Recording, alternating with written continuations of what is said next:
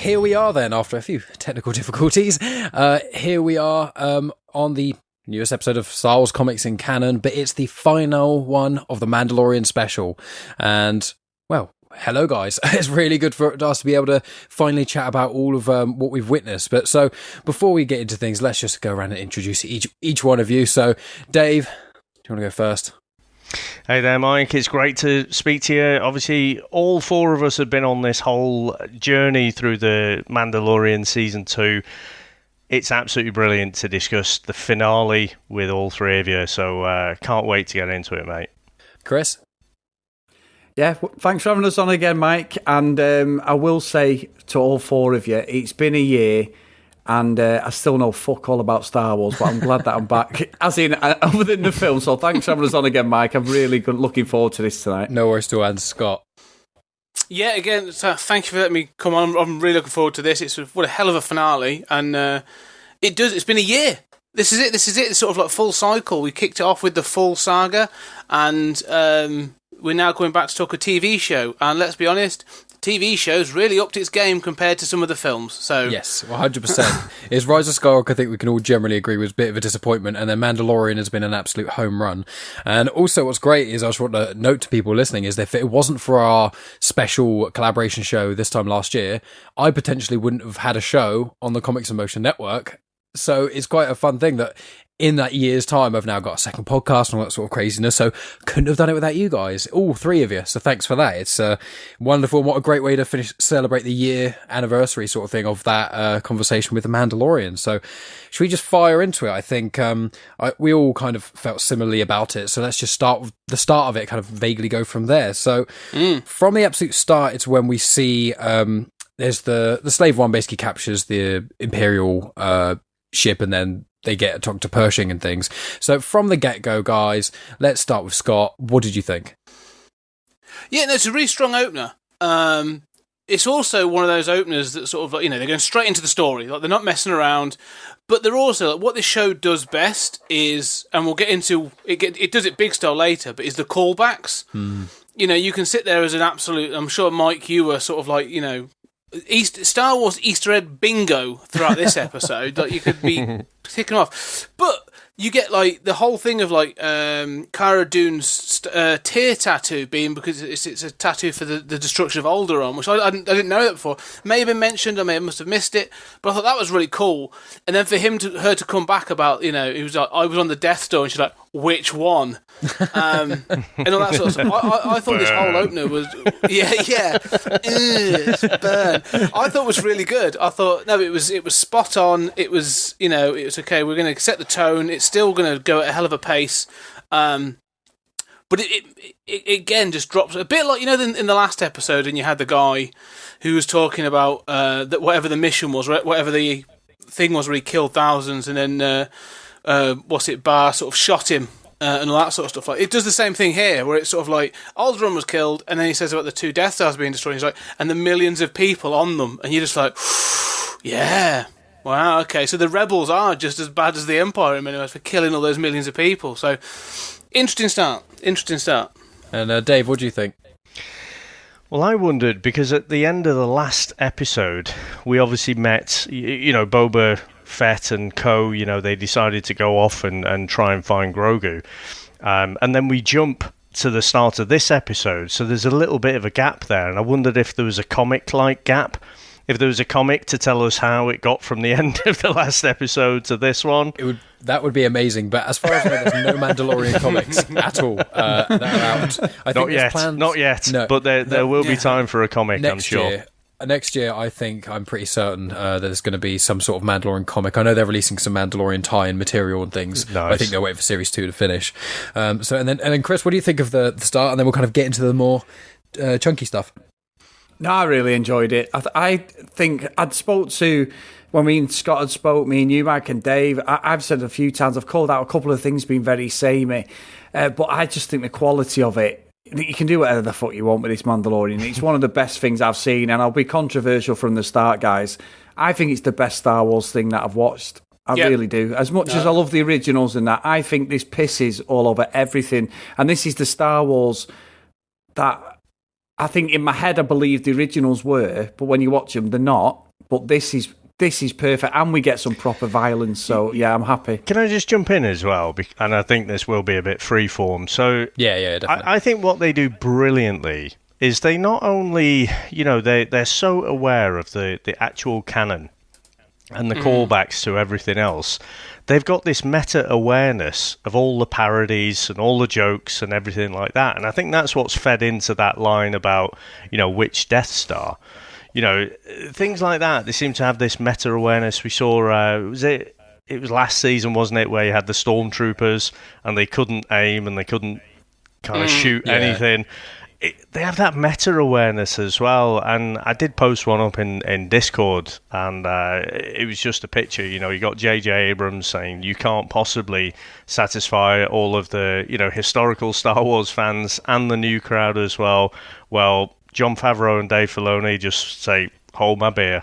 This is how it's done. And so this season for me, it's been a real step up from season one. I love season one as well. It's kind of why we're doing this second, this little special. But this, for me, has blown away all my expectations. And I'm umming and ahhing, Chris. I kind of have to go back to Rogue One, I think, and actually watch Rogue One again, because I think out of the sequels, that's probably my favourite. Yeah, mine too. But there's probably a paper between them, to be honest, if anything. Well, I was going to say, what I noticed especially about this episode right at the end is the whole of the Mandalorian feel is much closer to that of Rogue One. It's darker, it's more adult, it's more morally grey, it's got all the stuff people want in Star Wars. And one of my friends, who isn't as into Star Wars as I am, they watched episodes 7 and 8, and then they watched Rogue One. And I said to them, you'll enjoy Rogue One a lot more. And most of my friends' favourite is Rogue One, understandably, of the newer films. And when they watched Rogue One, they said, we like this a lot more. It's a lot less campy and silly than the other ones, in a sense of it's all serious. It's that kind of thing. And I think with the newer ones, what they've had issues with is the thing that we kind of spoke about last time, where Scott mentioned, which is the humour. And I think that with Star Wars, you kind of have to go one of two ways. You have to kind of go a bit more hard into the humour or less into the humour. And I think that Mandalorian, although it does have some humorous moments, it's less funny, which means it can be more serious and dark, more so like Rogue One. Whereas things like the Taika Waititi film that's going to be coming out in probably 5 years, that's going to be a bit more like Thor Ragnarok sort of style. It's going to go more into the humour. And I'm excited to see where that goes, because it could be brilliant. But what I like about Star Wars I don't watch Star Wars for the laughs.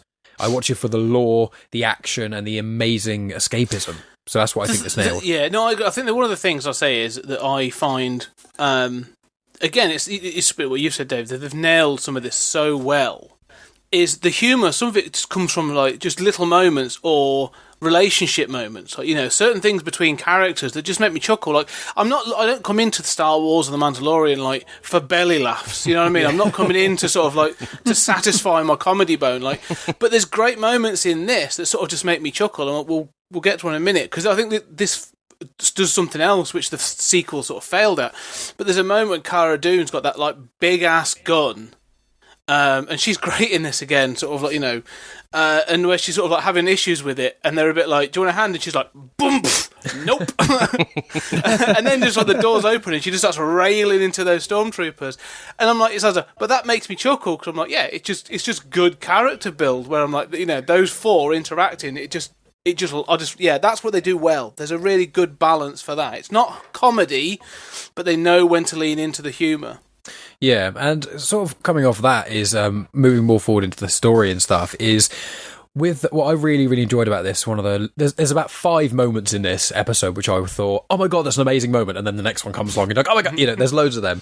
But one of them I really liked, probably the first one specifically, was with Boba Fett Boba and Din Djarin in the bar with Bo-Katan and the other one. Yeah, the cantina, yeah. And it was such a cool moment. I really liked that, and I liked the Boba Fett and with the woman whose name I've forgotten, when they fight, and they do almost the exact same moves, even to the flamethrower bit at the end. I really liked how that mirrored them, how they think they're so different and the same, but it is interesting, kind of. It gives a little bit of air to the darker side of Boba Fett that's kind of, you see it in the originals and you see it in the comics, because in the comics he goes after people and tortures people and God knows what else. So I think that mixed with what, maybe jumping the gun a little bit, but the end thing with, the Book of Boba Fett and whatnot, with that, I think that showed his interaction with Bo-Katan and stuff, it gave a glimmer of like a glimpse into he's not actually that good of a person like he seems. Yeah. If you know what I mean. No, I agree. I think one of the things I liked about this has been, again, it comes at that balance. Like, you, at no point have I ever thought that Boba Fett is a good person. Mm-hmm. In him coming back. Like, you don't think he's helping, Din Djarin go get Grogu for out the goodness of his heart. Like, no, he's like an honor debt, isn't it? Like, it is that thing of, like, once we're done here, I'm off. Yeah. And, our deal is done sort of thing, and that's it. And that is exactly how it sort of plays out. So, yeah, when you see those two fight, and it's a cracking little fight as well, as you say, like, it tells you, like, yeah, he's not in this for compassionate or even nostalgic reasons. Like, no, I'm doing this, I've got to get done, and then it's just a job, almost. Do you not think, as well, the dialogue is so efficient? It gives you a bit of lore. You know, they're talking about Boba Fett, he's not a real Mandalorian. He's a clone. You know, it's calling back to all this lore, but it builds the characters as well, because it's telling you what they think of him and, all the other clones as well. And I think I did write it down. It's Cosca Reeves is the other Mandalorian. But yeah, I thought that was absolutely brilliant as well. And like I say, just so efficient in doing the callbacks, building the characters, and moving the plot forward.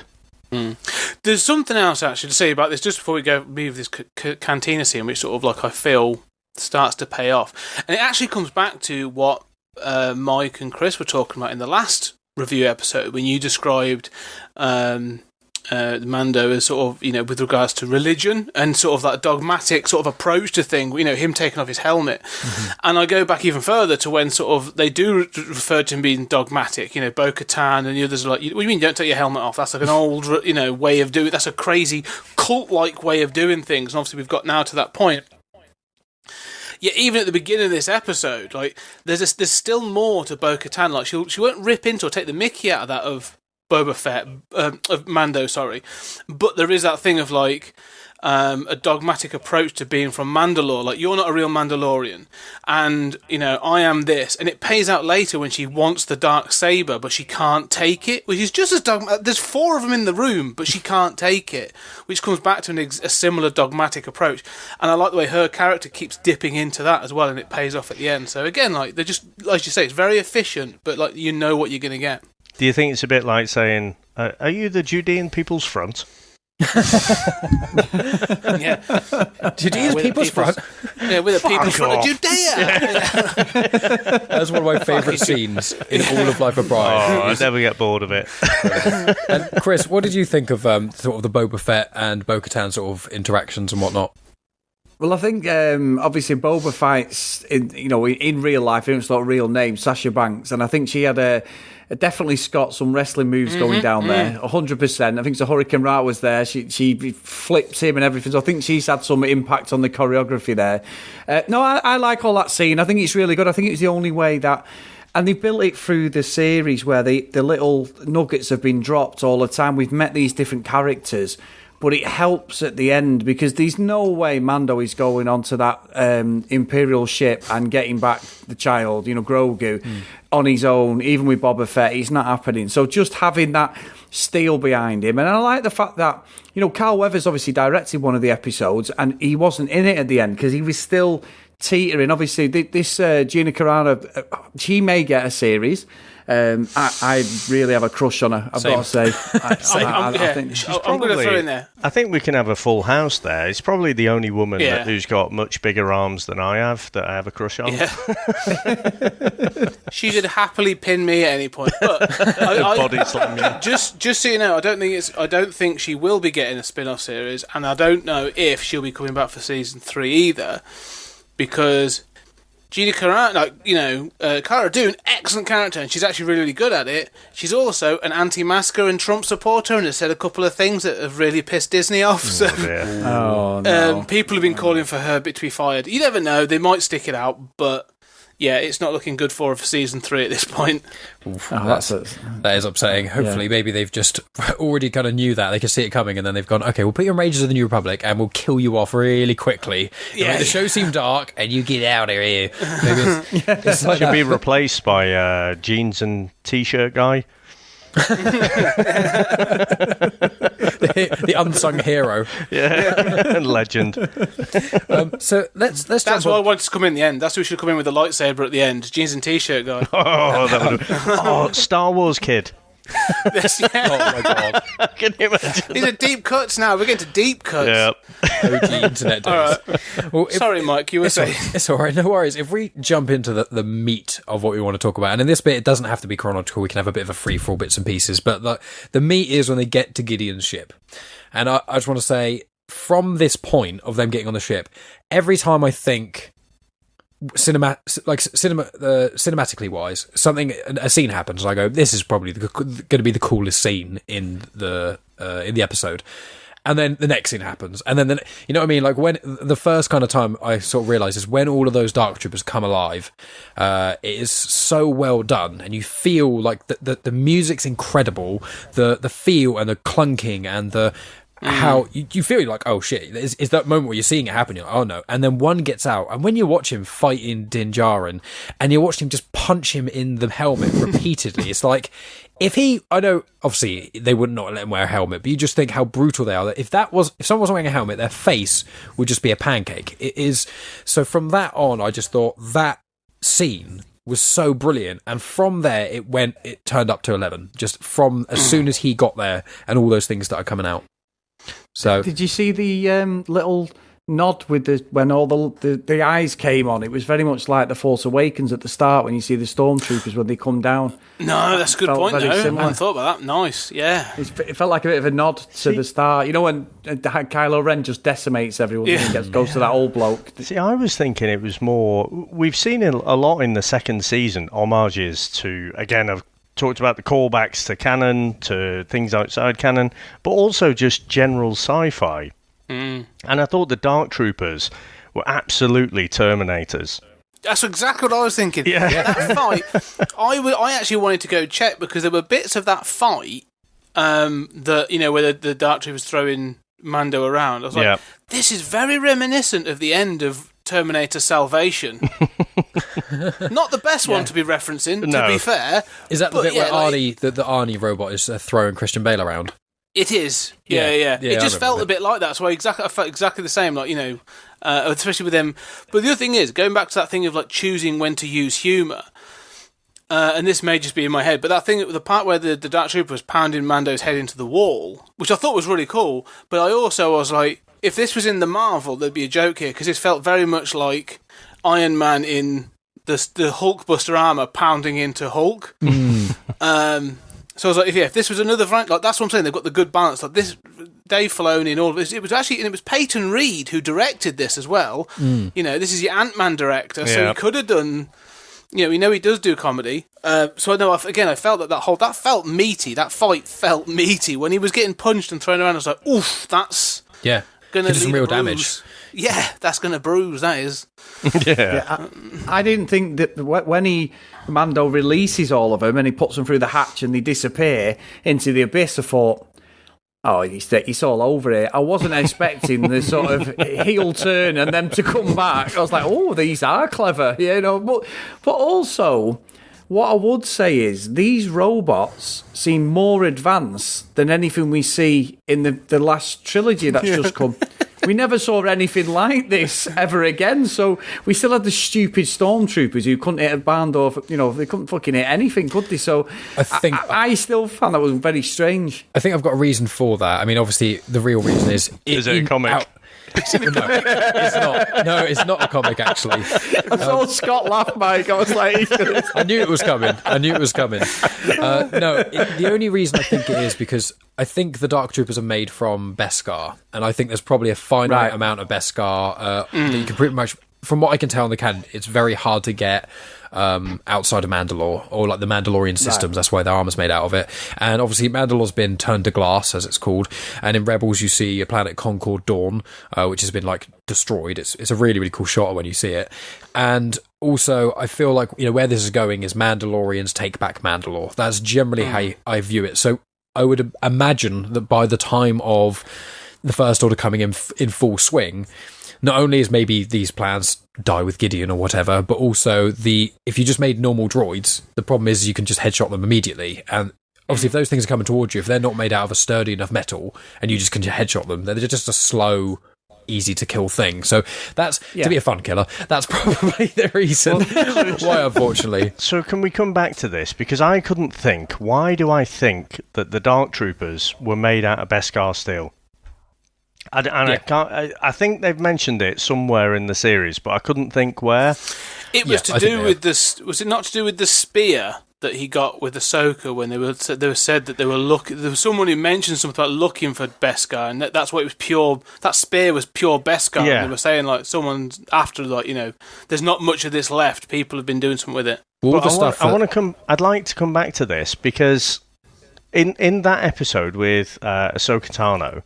Right, we saw that with the fight between her and Mando, that the lightsaber couldn't get through the Beskar steel. Mm-hmm. So the bit at the end, as much as I was fanboying over it, I was thinking, how is the lightsaber getting through Beskar steel here? And then I thought, I must have misremembered. The Dark Troopers can't be made of Beskar steel. I think they are made of... I think it did...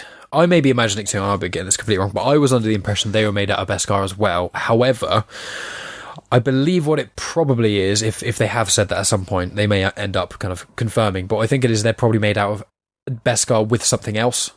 So, as an example, I don't know if... Yeah, like, I don't... Because when they got the stuff, it's like, oh my god, that's pure Beskar. Oh my god, that's like... And his armour's more or less pure Beskar from what I can tell. But I think other armours, like Bo-Katan's and things like that, you see in Star Wars Rebels and Clone Wars, Mandalorian armour that's not completely invulnerable, I think it's probably the amount of Beskar. And like an assumption of this regard is probably... I don't know if Beskar is... if it conducts electricity that well, or if it's very movable. So maybe you have to mix it with steel or something to make... the things be able to move. It's like 10-carat Beskar and Mando's 24-carat Beskar. Yeah, that's it. Yeah. It is a good one for you, Dave. It's like in Superman 3 when Richard Pryor creates kryptonite, but it's not kryptonite, and Superman just becomes bad. It could be like that. No, but what I would say, Mike, I've got a question about this.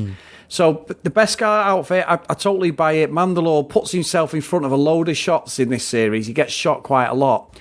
How bad are these people when they don't shoot him in the stomach, the arm, anywhere he hasn't got Beskar? They seem to hit him exactly on his armour. That's the only thing. As much as I love the series, I find that a stretch, especially at the end when he does the goalkeeper save, you know, to save the child. Is there any explanation? He's got like a field round him because he's got the outfit on him, because it's really strange watching it. The explanation is it's called plot armour. Yeah, it's basically. I mean, as much as I love that, I love the armour's I've run out of Beskar, but it's made out of pure plot. I'm the hero. It's the hero.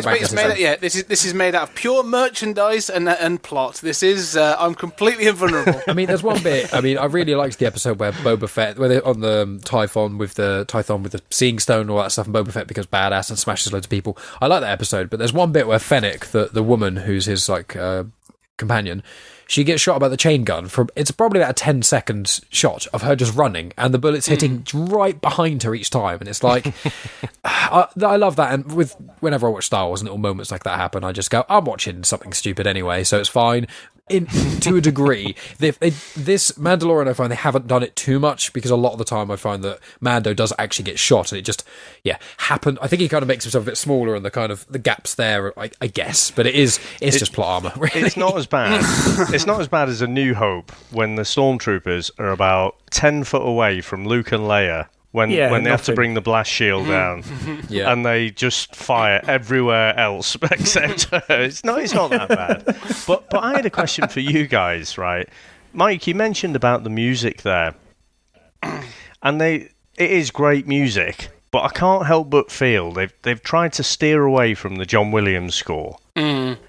I can't help but feel if they'd have just borrowed from that a little bit and placed it in certain moments in this, it would have hit home even more. I mean, that's just me personally. What do you guys reckon? I think the same. Well, I was 100% expecting like a little Not the Star. We'll get to my feelings about Luke Skywalker being in this in a bit, but it told you, like, look, he's here, he's cool, but he's not really the star. So which is good in a way.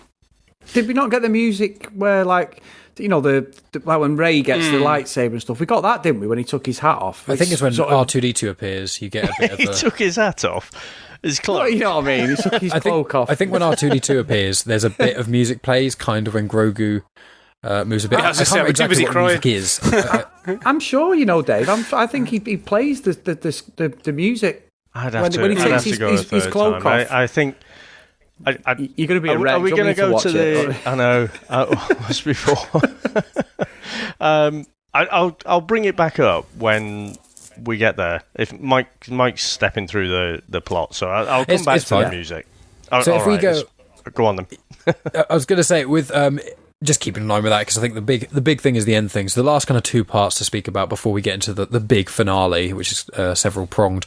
So there's the Gideon fight of the Darksaber and Beskar spear with Mando, and then there's him going into speak with Bo-Katan with the whole Darksaber thing. So I just think the Gideon fight, I absolutely loved it. That was probably my favourite part of the whole episode. Although I love when Luke gets into it and stuff, I think that fight, I love watching just lightsaber battles. It's my favourite thing about all of Star Wars. That, the lore, and the Force, they're the three things I love. So, and I love the fact that it's not just the standard, blue versus red lightsaber or that sort of thing. It was like it's the black Darksaber, which looks incredible anyway, with a normal spear and two people fighting. As much as I love Force battle, like fighting with the Force, and they Force push each other, sometimes at points it can get a bit like, okay, now you're just reaching for each other, and in that one neither are Force sensitive. It was a proper full-on battle, and I felt like it was really well choreographed. No, I'd agree with that. I think I've got down my notes. I think it was just a really well done and really well shot as well. Again, so I think one of the things that the violence in this episode in particular, as I've said previously, it just felt meaty. Like everything feels like it makes contact. Everything's got a really good sound to it and a good weight to it. So like when sort of like those two are sort of the sabers hitting the Beskar steel spear, and then he sort of like deflects it with his arms or whatever, or he's driving it against him, and the Darksaber was like cutting into the wall in the ship and stuff. Like, no, it was just really well built up. Like, it was just a well choreographed and well shot fight. I enjoyed it as like you say, just getting into it. But it like you say, there's a tendency sometimes when you do it. I know everyone goes on about the sort of the Anakin and Obi-Wan fight in Revenge of the Sith, and you go, yeah, it's great, but it's more like a gymnastics display. When they're sort of like spinning around and jumping on things, you go, yeah. But this was just two dudes that really wanted to like just basically beat each other's faces in, and I'm like, yeah, I'm for that, and I'm down with it. Let's go for that. That's what I'm here for. What was great was when the Darksaber was meeting the spear as well. You could see that it was heating up. Yes, and so it's not as if. You would think if it kept in contact for a bit longer, it would eventually cut through it. So again, it's not as if Beskar Steel's completely indestructible. It's not adamantium. But I did like that. I did like that effect. It just made it feel a bit more gritty, a bit more real. Yeah, because I think watching it, I kept thinking he's going to slice it in half. Every time there was that connection between the two and will he, won't they? I kept thinking he's going to fucking slice it. This saber's like, they'll take anything out. So I know it didn't, and obviously Mando got the win sort of thing. But yeah, I thought it was a good fight, and I think it was believable. Moff Gideon. It's the fact that we had a good baddie and a bit of a bastard was perfect for the show. It was exactly what it needed. He was always there in the background, despite each episode having set pieces where Mando's got to go for adversity and things like that. I have got something to talk about at the end, which I brought up last week, Mike, and I'll wait because we're stepping through it, but it's something I want your opinions on, which someone might bring up before me, but it's something that I was talking to Dave about over the weekend with this. Well, that's cool. One thing I want to sort of go back a little bit, actually, is it's around this area, and we haven't really mentioned it, and I want to sort of it's almost like I want to applaud the fact that no one's mentioned it. Not just us, but it doesn't appear to have been a thing. Is the team? Can I have a guess? Go on then. Go on. I'll have a guess. Yeah. Right. There's a very when Avengers Endgame, there was a specific scene, right, where it was so forced, where there was a specific shot, because this was all done after Me Too and everything. Mm-hmm. There was a specific shot in the chaos of war where all the women came together, and it was so forced and over the top. It just did not work. I think The Boys season 2 did a good kind of girls getting it done. I haven't seen that as well. Spoilers Sorry, Mike, for The Boys. Spoiler, Mike. But sorry. I thought this did a brilliant girls getting it done moment. Well, that's the thing I was going to say is like, because I watched this obviously Friday, I watched it again today to rekindle it, and I've been on social medias and stuff, and at no point have I heard like, it was a bunch of girls doing this. Like, it was basically like Boba Fett buggers off in Slave One, and then Mando goes on, and it's Fennec, Cara Dune, the Bo-Katan and Sasha Banks. I feel we have to call that, but like, yeah, but the four of those, and at no point am I like, oh, it's this is a what do you call it, social justice warrior moment. And I thought, no, it felt legit, and throughout all the fighting, like there was at no point did it feel forced or pushed upon. It was just like, no, these are two Mandalorian warriors. Fennec, who we've met and has been badass, and I also like, I forget her bloody name now, Ming-Na Wei or Wen. She was in Street Fighter, wasn't she? She was in Agents of S.H.I.E.L.D. Yeah. And let's face it, right? If you're a stormtrooper, you see those four coming, you shit your pants. Yeah. This is not being over the top and making it unrealistic. These are a formidable team. Oh yeah, so no. When Cara Dune comes out with that, like with the sort of like minigun and just starts blasting away.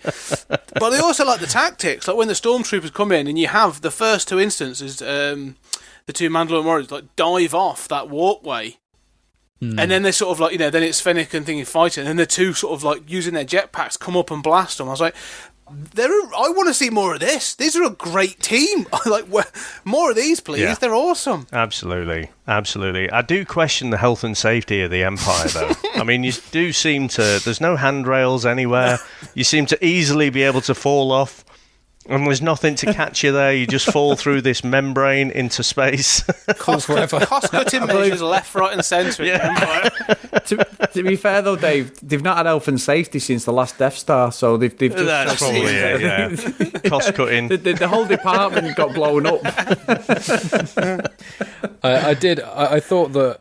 I'm exactly in the same boat as you guys. I thought when the four of them teamed up, when it finished, I remember going on social media and I saw one post about it, and it was just some... It was a woman and her posting saying, this is the kind of badass team up we want, where it's not a big deal that they're women. They just happen to be women who are badass. Yeah. And I think what they did really well is they haven't had any of them, none of their characters in any way have even acknowledged the fact that they are women. Yeah. If you know what I mean? Like there's never been a part where, even with Gina Carano, who I think is stunning, there's never been a part where someone has spoken to her like some sort of woman who doesn't know what she's talking about. Yeah, you wouldn't want to though, would you? You wouldn't want to. God, she would. Yeah, well, maybe you would. Maybe a little bit. Yeah. See how rough she gets. But no, it's obviously, taking that aside, it is... I like the fact that she's, since the start, has been shown as a powerful... She's a shock trooper. She's basically someone who lands, clears enemies quickly and strong. And they've all got their tactics. Fennec is a bounty hunter. Then you've got Bo-Katan, who's been in several wars. And so you've got their different tactics, as you said, but they all fit together so well. And it's so badass. And it's just a badass scene. Oh, and also the characters happen to be female. Not this, as you guys say. You haven't got a really forced, here's a shot specifically of them all girl power. It's like, no, they're just badass. And it quickly moves on. They could have easily lingered. The one thing that's exactly what I was going to say. There was no lingering butt shots. Because that's the thing, isn't it? Like, that it's the objectification, the male gaze kind of things. Like, no, there's none of that. They're too busy kicking the shit out of troopers. All right, I'm with it. I'm down for that. I'm down with all of them. Exactly. And so the sort of the penultimate part then is when they enter the room and they go with Gideon, or rather Mando brings Gideon into the room with all of them and things. And I want to say one of my other favourite moments, what I loved, is when Gideon tries to shoot Grogu, Din Djarin jumps in the way, then he pulls the gun to his own chin, and I was like, no, you fucking don't. And then, Cara Dune just knocks it out of his way, and I'm like, yes, that's what we want, because he's going to survive, and I don't want them to kill him necessarily and bring in Thrawn too quickly. I want them to develop a bad guy without doing what they did with Phasma, without doing what they did with Snoke, although I think Snoke should have been killed, he was shit. But you know what I mean? Like, I don't... Marvel do it the worst, which is, here's a villain, okay, any character development? Here's a little bit, okay, then he's dead, and he never shows up ever again. It's like, we want them to build. You want them to have that weight to them and to have that kind of personality. And I think Giancarlo Esposito is such a good baddie, as he was in Breaking Bad especially. I want more of him. He's just brilliant. So I think him trying to kill himself in that whole scene was excellent. That moment, though, when Mando walks in, and again, like, everyone on this is on their top game, because it's all in, like, the small expressions. And although he's being dragged in, and, he's been defeated, there's still, like, a smugness to his face.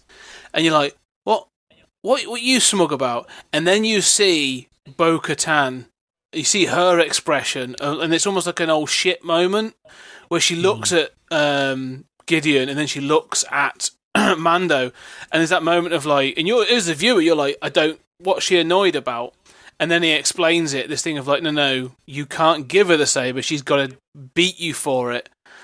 And he's like, well, look, all right, I yield. Here you go, it's yours. And she's like, no, doesn't work like that.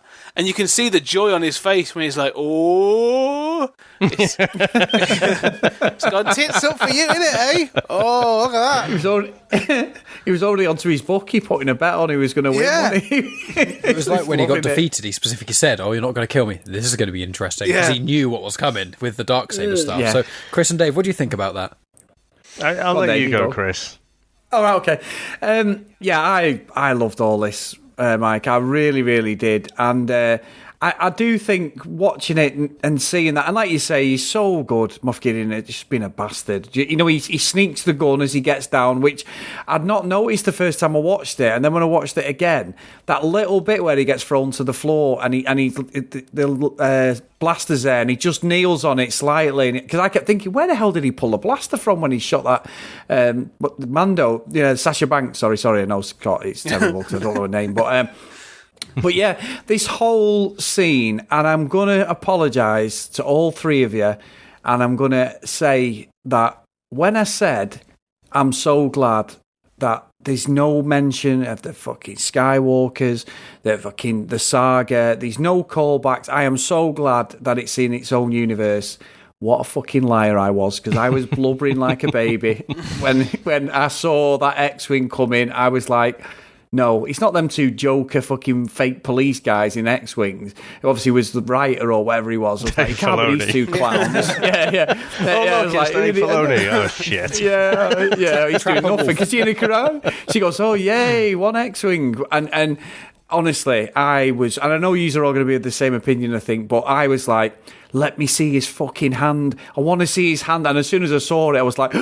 It is, and I was like, what the fuck do I know? So flaky, my opinions, but I loved it. Absolutely loved it. But and just finishing off the bit about Moff Gideon, because he was full of this bravado. He'd been kind of beaten, but he's like, look, I'm in it for the long game, and I'm smarter than all of you fuckers, and, I'm going to see this out.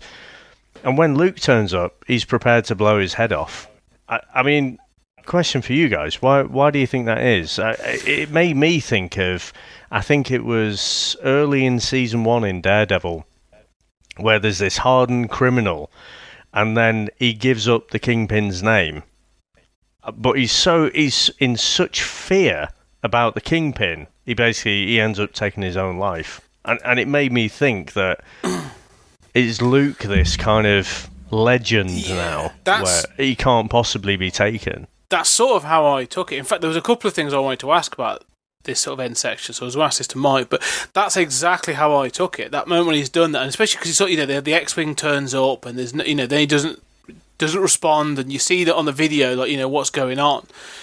And obviously, Luke would be, wouldn't he? Because he is, the word would spread. Like, he's the one that brought down the Emperor and brought down the Empire in general, and destroyed the Death Star. All those millions. Twice. But then again, this is where I think sometimes you have to see things from the side of the Empire, which is weird, and they've tried to do it a couple of times in this show, for good or bad, for both. Like in the last episode when you had them doing the what's it run, that chemical or whatever it was, that ore. Yeah. And when you arrived and you saw all the people cheering and they're all being saluted and all that kind of stuff, and you're like, yeah, these are just people. Like they're just they're baddies and they're Nazis and they're a bunch of shit, but they are just people. It's weird. And this was the same. Like if you were on the Empire and you knew this one guy that was coming that sort of like basically has never shed a tear for the millions of people that he apparently killed on the Death Star, you'd be like, yeah, no, I'm fucked. I'm taking my own life. I think he would be a figure of fear, wouldn't he? Be like the bogeyman of like the Empire. All those electricians, the general contractors, the HR people, they were all on that Death Star. Kevin Smith was right in 1990. Was it 1996? Yeah, Clerks. He was right. Yeah, love that part in Clerks. And I just want to say there's one quick thing I want to flag with Bo-Katan before I forget, and that's her being she can't accept the Darksaber. Now I didn't know if Dave picked this up, but in Rebels she is given the Darksaber by Sabine Wren. Yeah. Well, and I've looked online a little bit about this, just for any super nerds who are listening, like myself, who have seen Rebels and confused why she couldn't accept it the second time.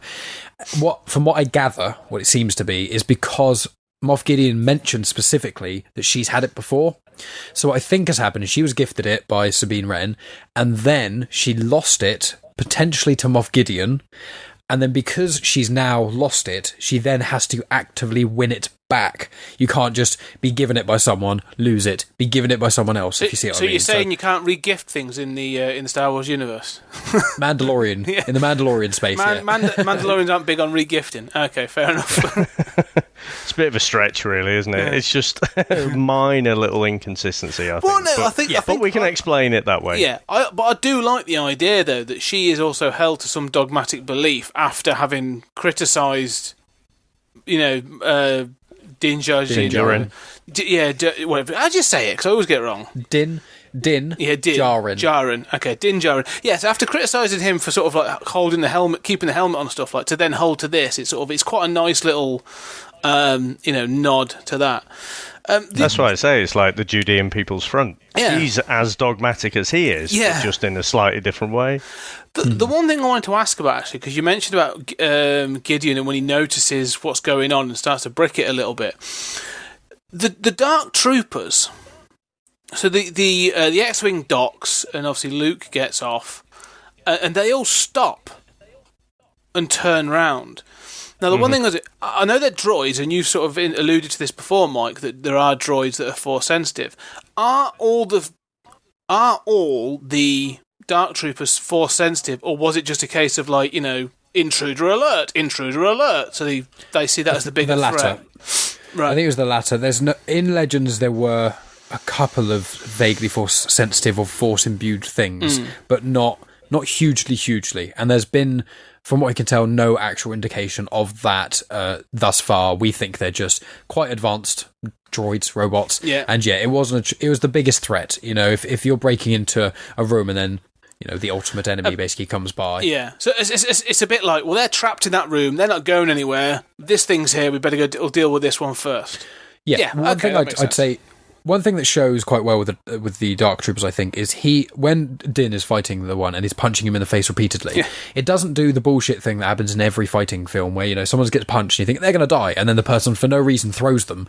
What the Dark Trooper does is he keeps punching him, but then once Din shoots fire all into its circuits, then it looks at him for a second, realises what he's doing, and then throws it to kind of it's a defensive move, yeah. Throwing him away was clearly a defensive move. Exactly. So I think in that regard, they were like, oh, a ship's just landed. As you say, they're already barricaded in. Let's all turn around. The motion sensors of whatever ones were near there, guarded, got destroyed immediately. And they're like, oh, okay, there's an immediate threat. Here, so yeah, I think it's the latter. Yeah. Okay, that makes sense. But anyway, we can go back to Luke now if everyone's ready to. I keep devoting See, this is what I was saying before about the music, though. And I watched it a second time, and they do sort of stretch out that moment, that bit of uncertainty. So we'd seen the one X-Wing come in. We're not really sure, is it the X-Wing fighter that we saw before? who's not going to do anything. But when you see the cloak, and for me, it was quite reminiscent. It was more reminiscent of Anakin, to be honest. The way he comes in and starts taking names in Chris's words. But for me, the music was great. But if it had given the old da da da da da da da, oh man, I'd have been gone. Yeah. This episode is a 9.9 on IMDb, which I have never seen. For me, if it had had that John Williams score right there, where he's taking names, that'd have been a 10 for me.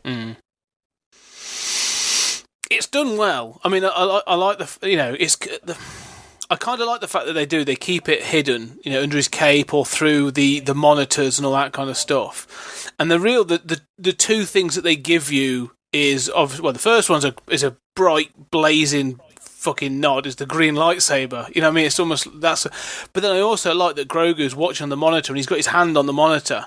Yeah, and it's sort of like that's how Mando and the guys are like, yeah, this is okay because Grogu sort of like giving us the nod. So I did enjoy that because you are watching it over the monitor and little bits and pieces, and you are like, oh yeah, go on, this is going to be a good payoff. It's a bit Macho Man, that, Scott. Yeah, oh yeah, no, I'm holding that back for the end. Oh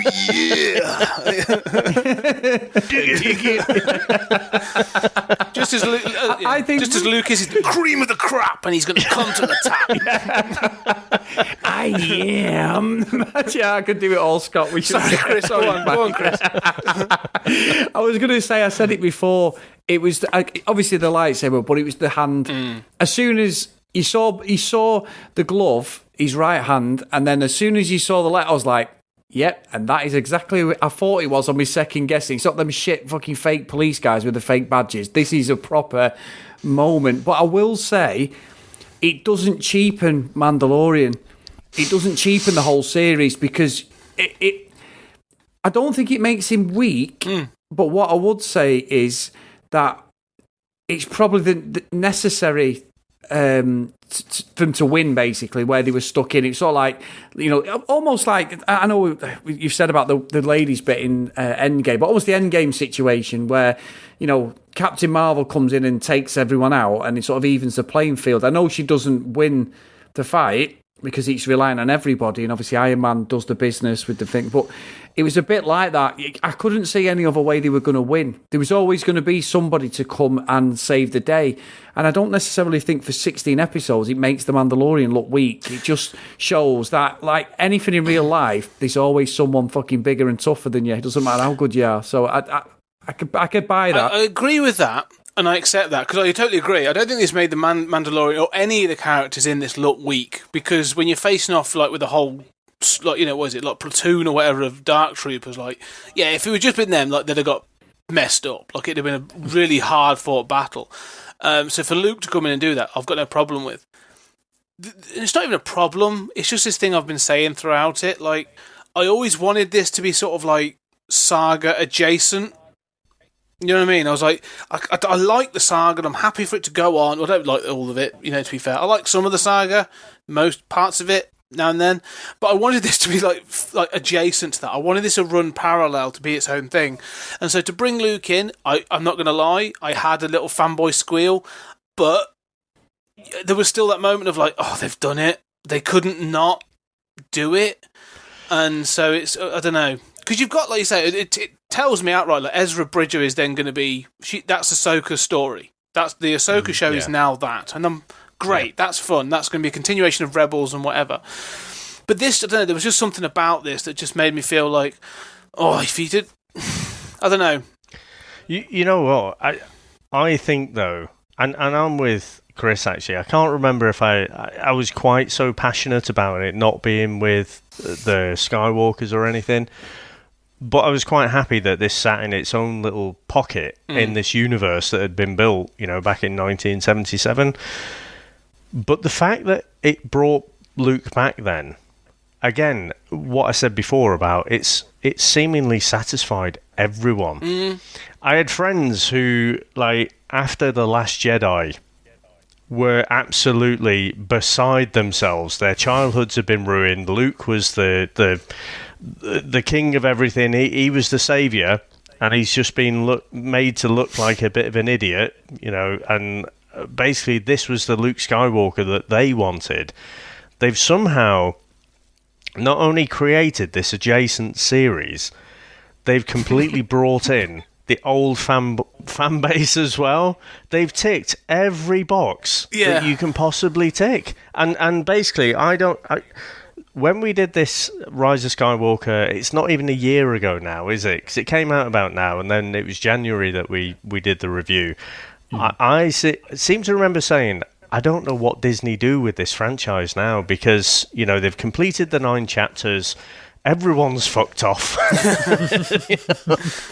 What the hell are they going to do with it? And so with less than a year, they've brought the young crowd, they've brought the old crowd, and I don't know if in my lifetime, apart from just before the prequels came out, right, I don't know if anyone has been more excited than people are right now about Star Wars.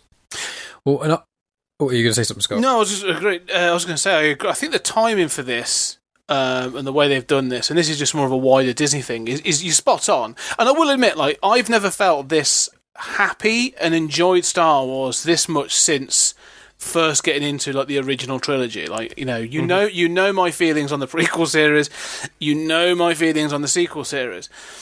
But watching this with Mandalorian and everything has just been an absolute joy. And so for them to then have the Investor Day the other week, when they're like, Disney are just we're doing an Ahsoka series and an Andor series and the Rangers of the New Republic and all this other stuff, and everyone's either going eee or they're going, oh, is it a bit much? And then they roll out a de-aged Luke Skywalker, and everyone's just take my money, there you go, just Disney all over the place. I'm done, I'm in, I don't care. One thing I think they're trying to do basically is what Filoni and Jon Favreau and now Robert Rodriguez is involved in. He's going to be involved in the Boba Fett show. It's going to be him, which I'm very excited about. So that's going to be great. It's going to be brutal. It's going to be like that Boba Fett episode on the Scene Store where he was just wailing on those stormtroopers. So it's going to be all the actiony stuff. Hopefully, is going to be done by Rodriguez, which is going to be awesome. But basically, what I basically am thinking they're doing is, in Legends, the original sequel trilogy, which was the Heir to the Empire books with Thrawn and Luke and etc., it was about 10 years after Return of the Jedi. Now, this is about 5 years after the Return of the Jedi, Mandalorian and things. Now, what they're going to be doing is, obviously, the Book of Boba Fett, Mando Series 3, whenever that gets announced, Ahsoka and Rangers of the New Republic are all going to be their own series, and they're going to be crossing over with each other. There's probably going to be some sort of thing where they dip in and out of each other's episodes, and then after 1 or 2 series, there's going to be a big old, probably called Thrawn or something, and it's going to be one mega series all about how they all come together and stuff. And what I think they're doing essentially is, because the sequel trilogies, as much of a Star Wars fan as I am, and I love them, they failed in a lot of ways. I still love them, but I think that the amount of marks they missed compared to the amount of marks they hit is very disappointing with what they could have achieved. Now, what I think they're doing is, they're trying to get all the things people liked from Legends, which was Thrawn, because he's one of the best villains. Luke, when he was actually, the thing is, Luke is meant to become more powerful than Anakin ever was, because Anakin got defeated on Mustafar. That was his potential being cut short. And Luke's meant to be the next one in line who could become as powerful as Anakin was meant to become. So what they're doing now is, because they got a sign of it in Last Jedi, and I like the Luke in Last Jedi, what happens they're going, okay, that's, 30 years after the Battle of Endor, so we've got this 30-year gap in the middle. 5 years on is where we are here with Mandalorian. They've still got, and I've got notes of this, there's still, Kylo Ren's training doesn't start till 15 years after the Battle of Yavin, which is 6 years after Mandalorian. So Kylo Ren / Ben Solo doesn't even have to even be on the radar until for 6 more years.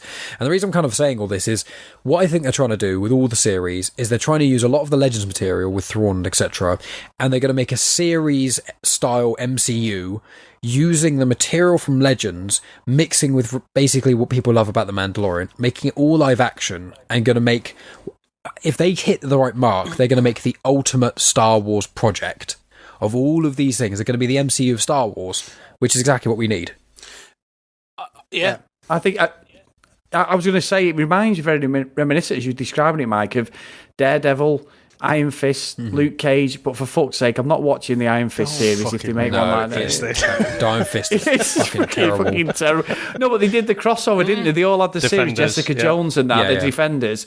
Then they came together, and obviously Iron Fist was just fucking woeful. But I'm not saying it will be, but yeah, it just reminded me of that. But the one thing, Mike, I want to talk about, guys, more than anything, and I did bring it up last week, Mike, when we talked, and I'd asked the question about the mask.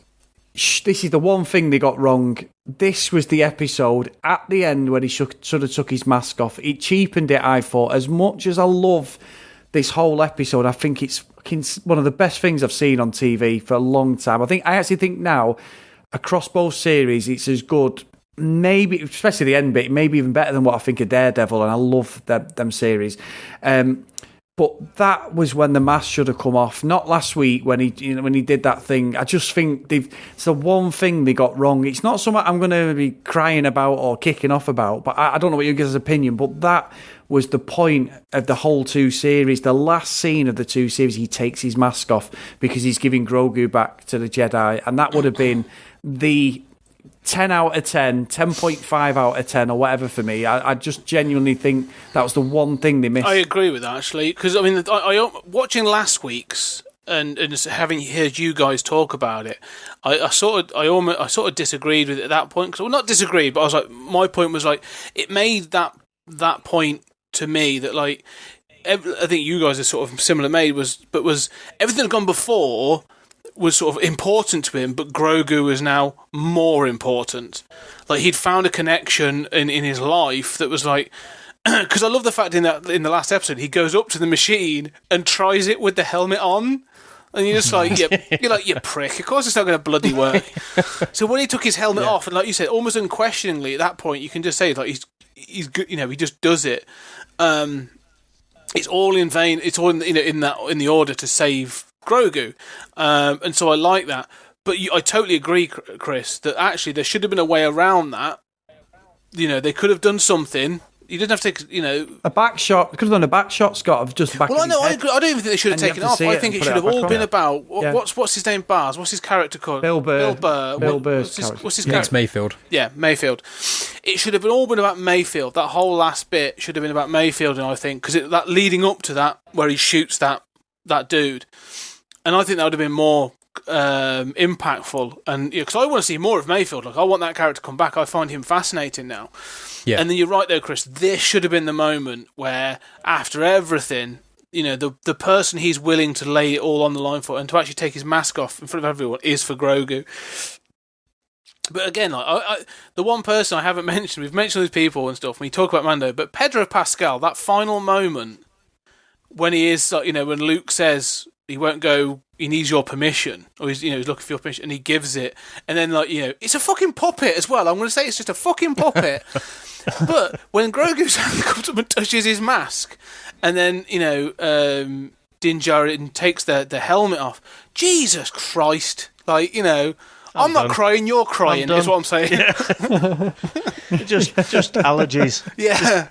Yeah. There's loads in my house. I've got pets and everything. I was really bad. Yeah. You know what? I mean, it sort of reminds you, doesn't it, of E.T., when E.T. is this little chalky mess, and he's very clearly a puppet, but he's dying kind of thing, and you're like, it's clearly a puppet, but it's just so emotional. The music's swelling. You got the kids' emotions and everything. For last week's episode, I don't really know a way around it, Chris, because I thought it was brilliant, because I thought Pedro Pascal put in a brilliant performance. He has been so Clint Eastwood, when he's got his helmet on, he is the man. And he was so a fish out of water when he had his helmet off. I thought vulnerable. It was a masterclass in acting. Yeah, vulnerable, great word. So I think that was brilliant. But I also agree with your point that if you'd have left it until that moment, you would have had a better payoff than last week. Totally agree. Yeah. Yeah. Yeah, and he'd had a shave. Yeah. he's got a nice trimmed little tash and everything, hasn't he? A little beard. One thing, I just want to say, it being this time of year, and actually, I don't think it's a film you've probably never seen, Mike. Add it to the list. But there's a moment at the end of this film when you see sort of like Luke's carrying Grogu away. And you got Pedro Pascal or Amanda's watching it, and for some reason all I could think about was the end of Gremlins. And I wanted sort of like when like the wizened old Chinese dude comes and takes Gizmo away, Mogwai, and he's Gizmo, and he was going, "Bye, Billy." I was like, that's all I could think about. Like, Great accent. The first time I saw it, I was like, "This is I'm getting Gizmo flashbacks." Grogu does look quite a lot. He's the same sort of size and shape as Mogwai. Yeah, he is, So totally. he's got the ears and everything. But again, it comes up to thing. I think because it's a physical puppet as well.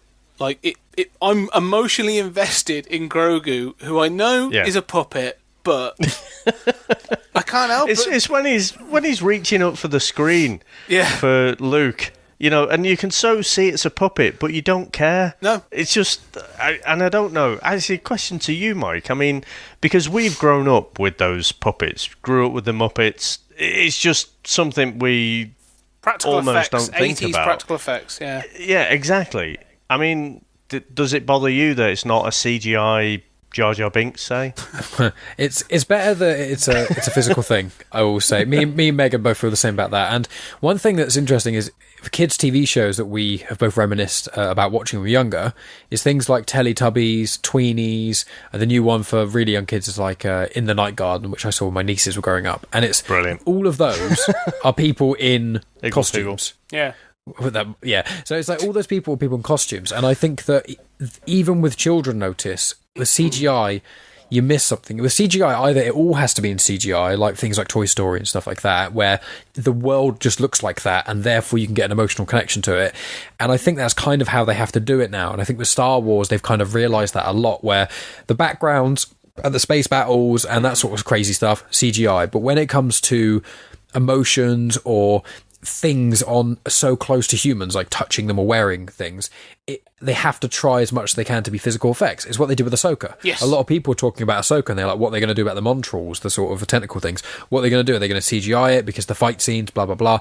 And they chose physical effects. And I think it just looks so much better because with a physical effect, you don't need to animate when someone turns, it turning and the light effects, because if one misstep can throw you out. But keeping in line with that is the uncanny valley. Yeah. And there is one thing that it did bother me a bit with Luke. When I first watched it, I was looking at him and I was like, something's wrong. I was like, something about this. It was badly dubbed.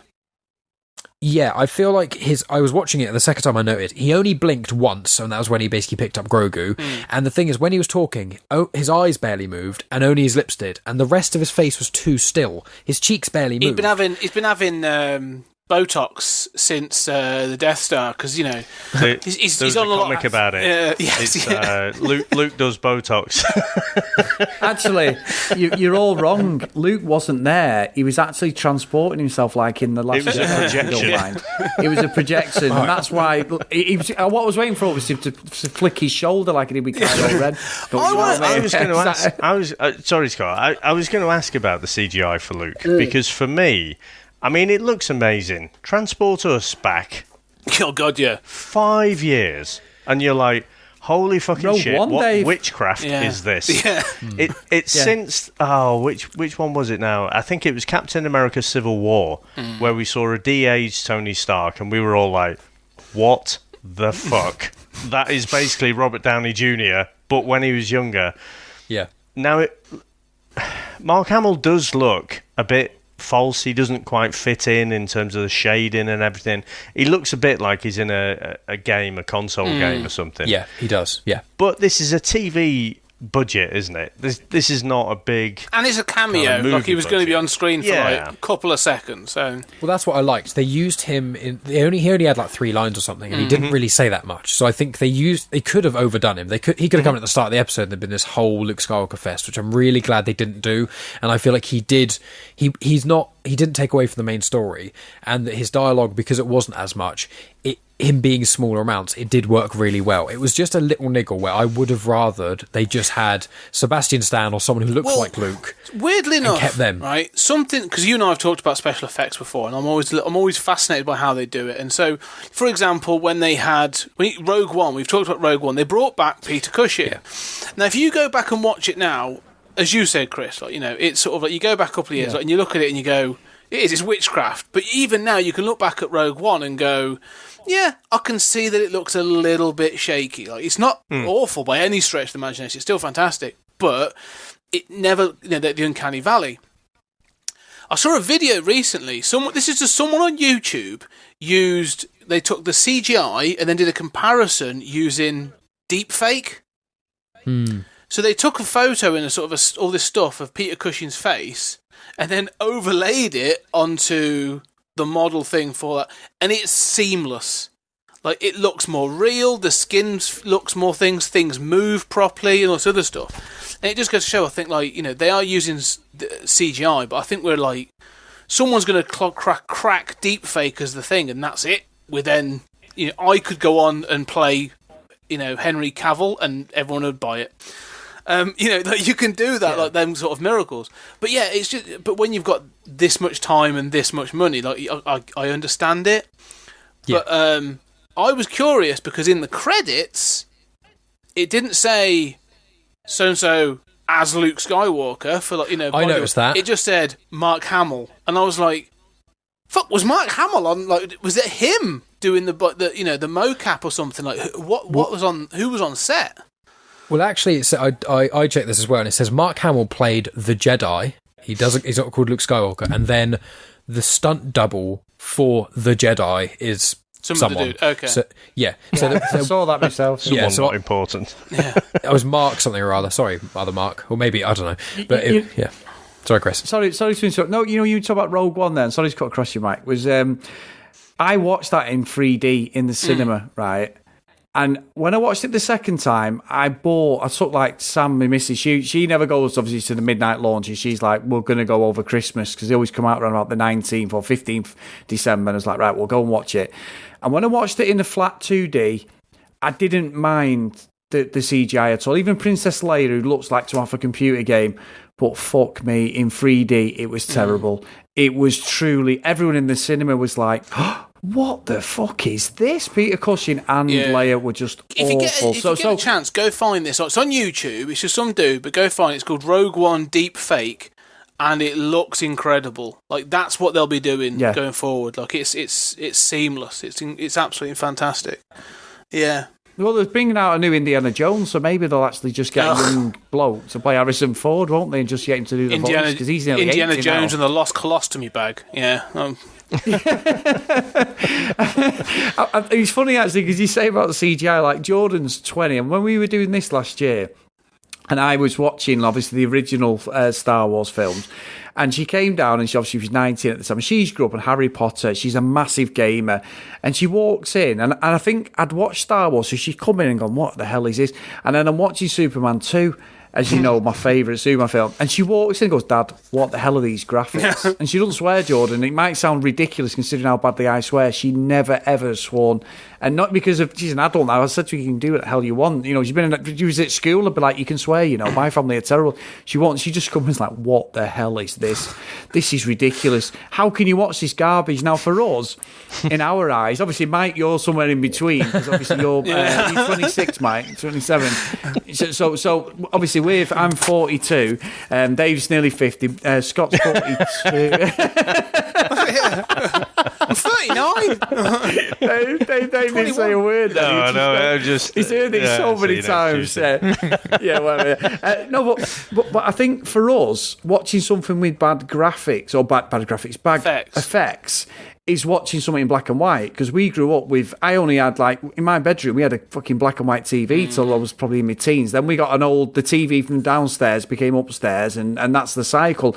So watching stuff, even from the 70s, I can watch it. Late 60s, I can watch something and go, it's not that bad. Even though when you watch them, they're pretty terrible. It's all dialogue-led. Even the original Star Wars stuff is. And you watch Christopher Reeve in Superman. I don't give a fuck about the haircuts. I love the American cars. I can give away with all that. But it's funny how someone who's 20, who's grew up on Harry Potter and never watched she's watched the Marvel stuff with me, and she's never been to the cinema to watch the Star Wars stuff. And she's just like, this is ridiculous. How can you get any enjoyment out of watching this? So I think it's a good point what you're all making is it's our eyes and what you've grew up on. Obviously, we only watched TV and we only had 4 channels for literally 20-odd years, 25 years in my life or whatever it was, 20-odd years. Then we got Channel 5 and obviously Sky and all that.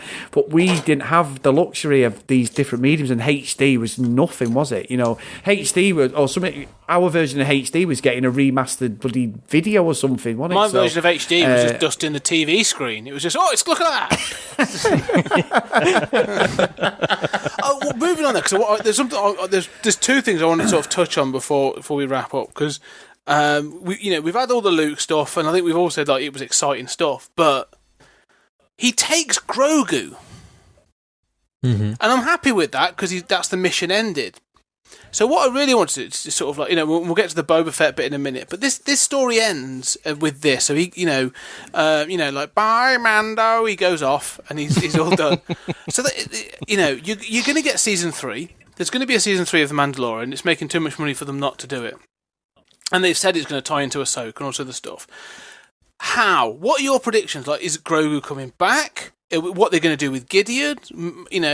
Din's got the dark saber. There's a lot of stuff hanging in the air. It's a satisfying ending, but there's a lot of stuff still hanging in the air.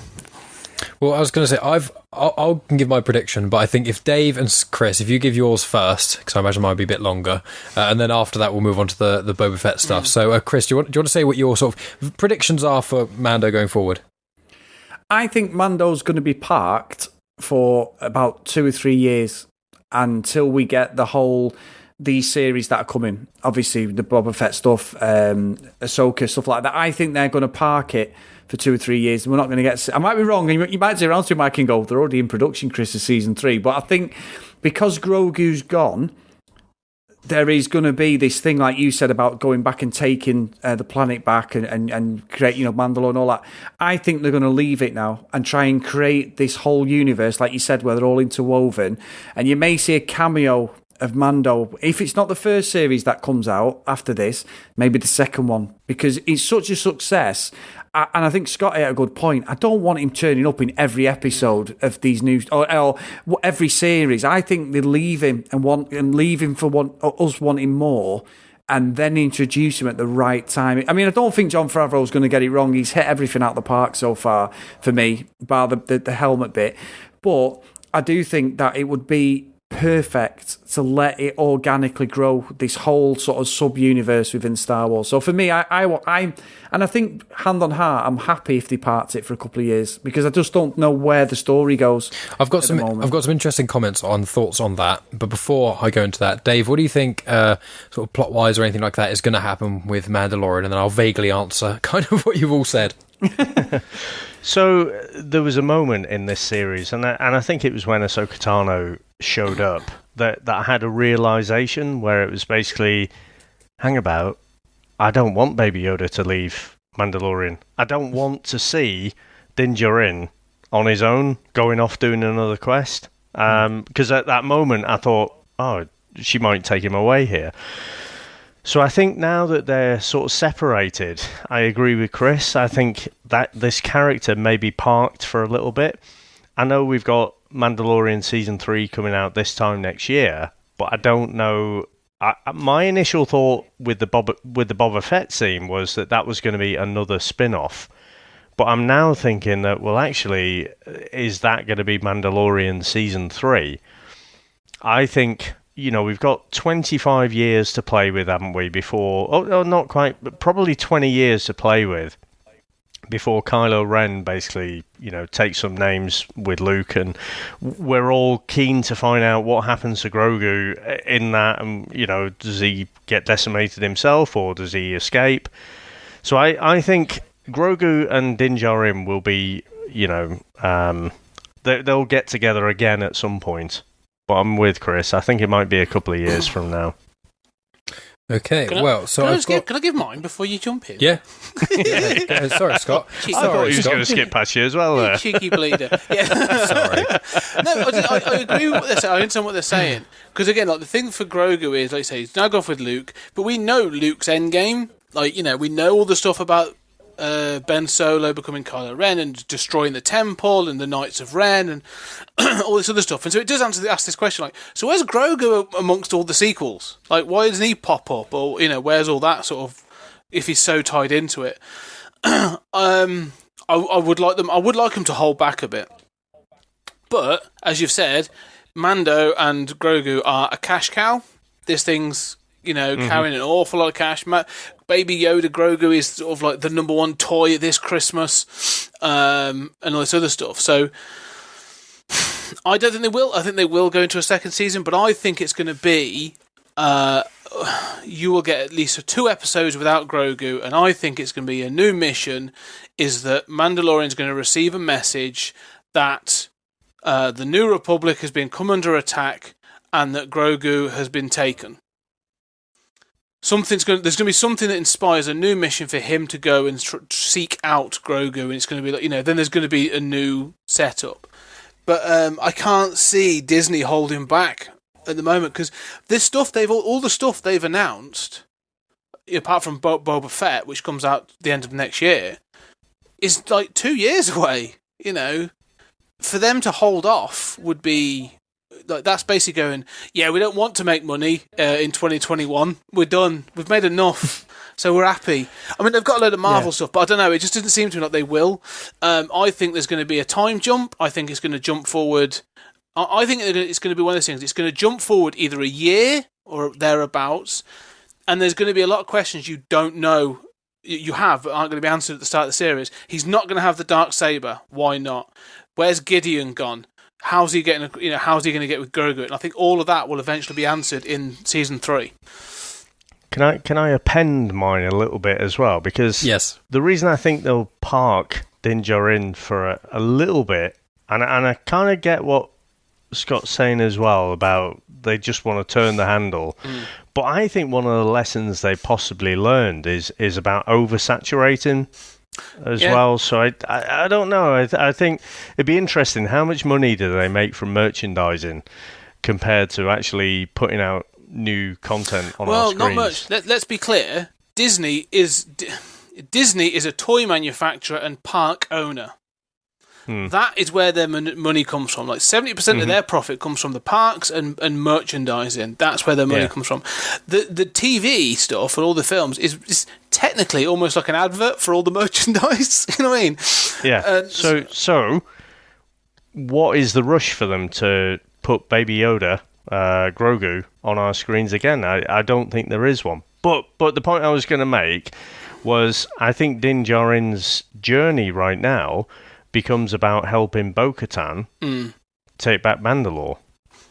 Possibly. The other thing to throw in, just from a Disney point of view, and this is completely side, is I think the other reason I think you might be right is I think next year is going to be their Marvel year, because you've got WandaVision, Falcon and the Winter Soldier, Loki, Black Widow. So they might actually say, do you know what? Let's take a year off from Star Wars. We've got a load of cool stuff. Yeah, go. Yeah, I mean, bouncing off that, I think I can agree with that, because they've also got, I think, the Legend of Shang-Chi, I think it is the film. I think that's coming out next year as well. I think what they've done is they've gone, okay, we've grabbed the Marvel fans, we've got all them, we've got Mandalorian. A lot of people who watch Mandalorian are now going to go back, watch Clone Wars, watch Rebels, don't watch Resistance, but watch Clone Wars and Rebels, and except for Series 1 of Clone Wars, skip that and skip the movie, just start from Series 2. But yeah, a lot of fans are going to do that. And I don't know if they're going to release some sort of random thing middle of next year. I don't know. There's a few things it could be, but I think you're right in the sense they're going to focus on Marvel. Now, I've looked online. Season 3 of Mandalorian has been confirmed. It's been alluded to. It's going to be released at the same time next year, but not actually confirmed. And what a lot of people are actually thinking is that the Book of Boba Fett is going to be like Mandalorian Series 2.5. In a sense of, although it may not even feature the Mandalorian, it's going to kind of be a placeholder that's going to be set. Say, I think, in my opinion, I think it's going to be a time jump as well. I think me and Scott briefly discussed it because we did a Batman chat the other day, and then we did speak about Mandalorian for a few minutes, kind of cheated, and. The time jump thing is something I agree with, because I think it's going to be Grogu's going to be with Luke. It's not going to be that he can't do what he did in Dagobah, which is there for a few hours, days, weeks maybe, and if time works differently, maybe stretch to a month or so. But what I think is going to be is a year or so, probably around what Scott said, a year or two. and it's going to be Mandalorian is going to be helping the New Republic vaguely, but also helping Bo-Katan, kind of going through that. And I think they're probably going to...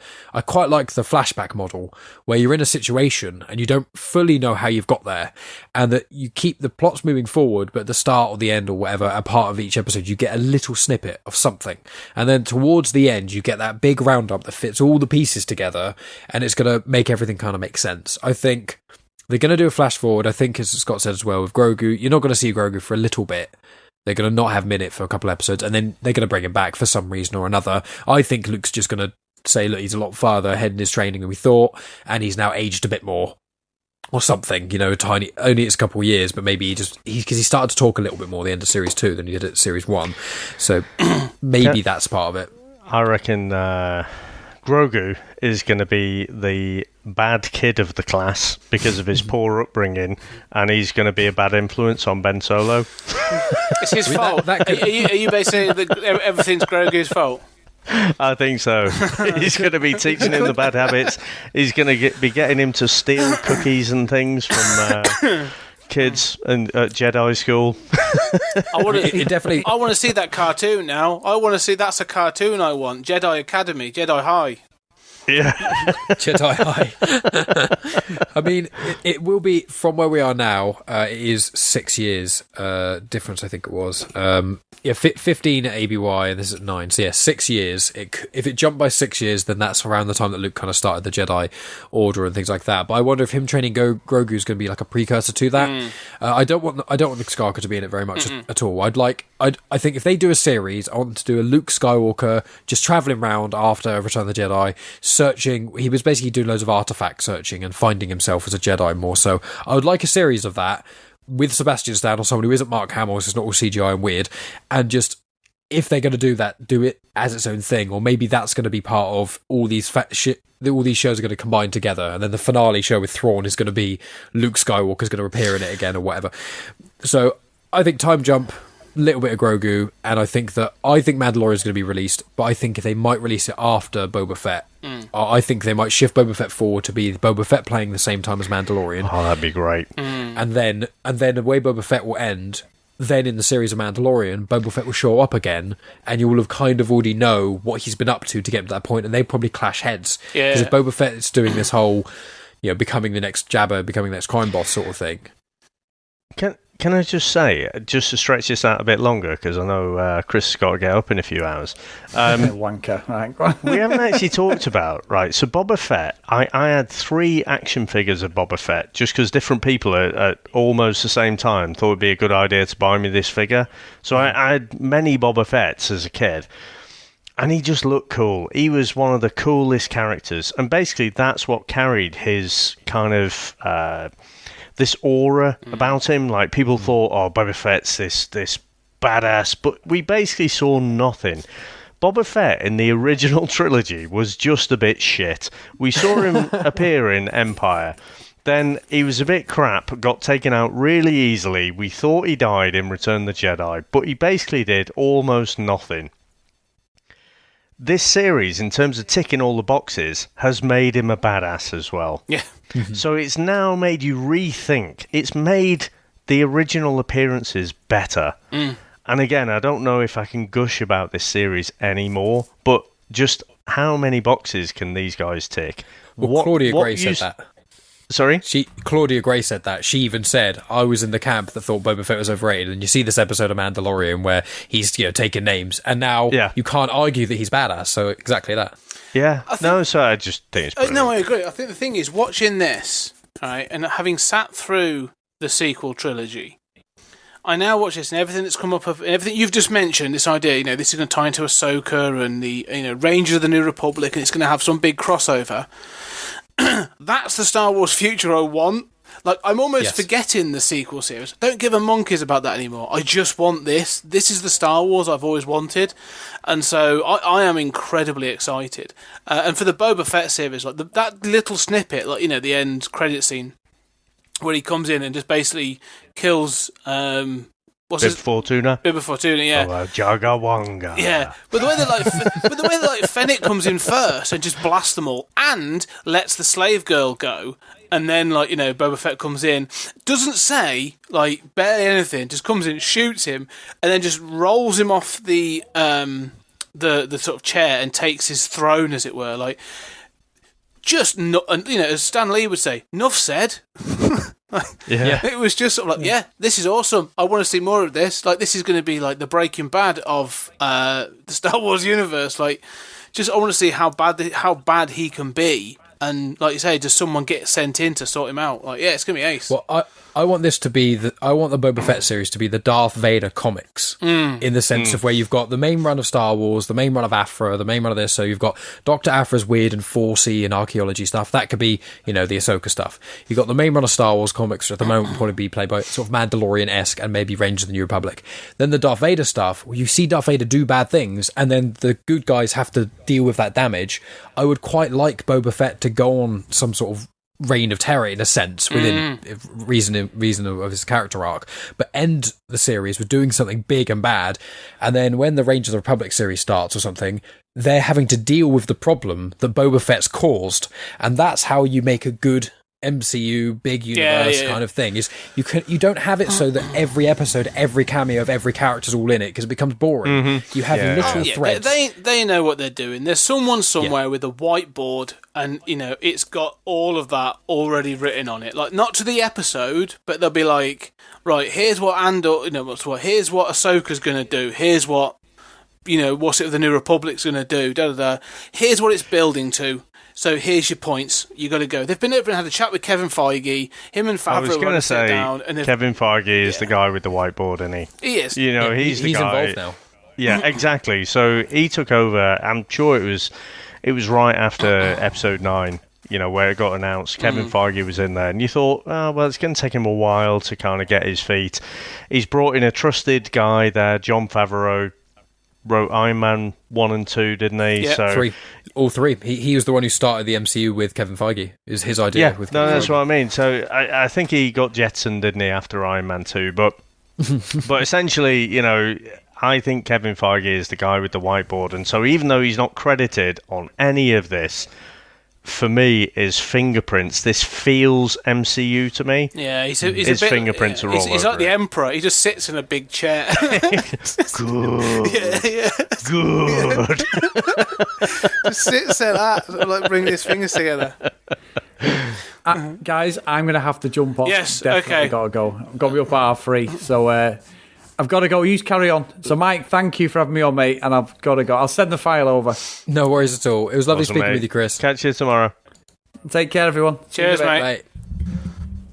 But yeah, I mean, I'll be jumping off shortly anyway, so we're kind of coming near the end anyway. But what I'll say is, so obviously with all these series that are coming out, I'm very, very excited. I hope Disney sticks to the sort of weekly release. And then what I'm hoping is just next year for 2021, I'd like the Mando series and the Boba Fett series. I'd love, but then also I just want it to be a point, probably by 2022, that every week we get a new episode of something Marvel and a new episode of something Star Wars, relatively. And if we have that, I would be so fucking happy. I mean, I don't know what the hell we do with this channel, out of like all the goddamn things that we be doing, but every week one of us is just with another one doing it. Inject it into my veins. Just straight there. I love it. I can't get enough of this, and I need to know that there's something in between now and next December for Mandalorian Season 3. And especially, having watched Rebels recently, I am going to go back to Clone Wars. But I think, there's just so much, for the new stuff that they've announced as well. Really looking forward to this Bad Batch. I can't help but feel like there's a bunch of Rexes, a bunch of bad clones out there. And so, again, I think